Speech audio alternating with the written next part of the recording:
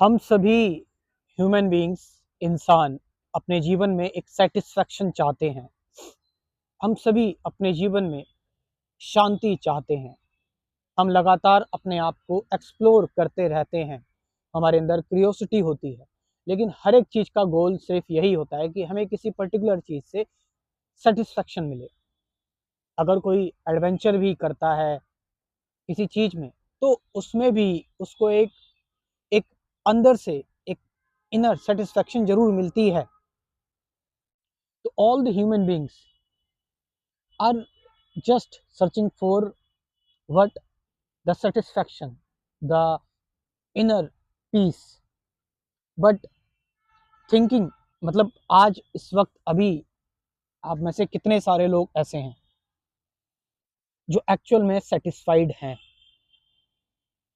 They are actually at peace, जो असल में शांत हैं, कि हम अपने जीवन में सच में दिल से शांत हैं।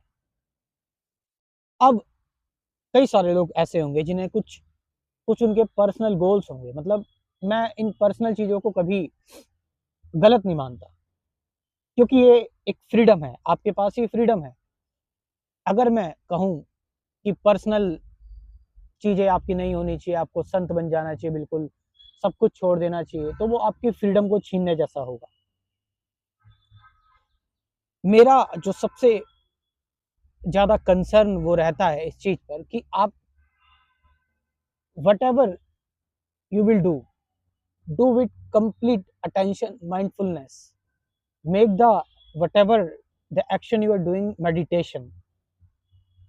आप कार्य को ध्यान बना लो और आपका ये ध्यान हो जाएगा कार्य।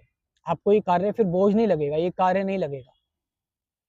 For the moment, for the speaker, इस व्यक्ति के लिए जो ये बात बोल रहा है, कह रहा है, पार्क में बैठा हुआ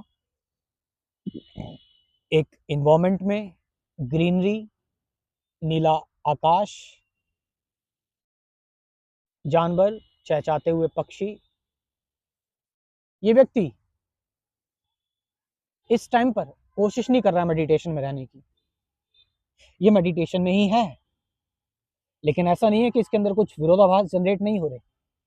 ये जो कह रहा है उसमें, या इस कहने का क्या परिणाम होगा, या इस कहने का सोर्स क्या है, या ये बातें जो निकल रही हैं वो कहाँ से आ रही हैं, कैसे आ रही हैं, सब कुछ हो रहा है इस मोमेंट, इस वक्त।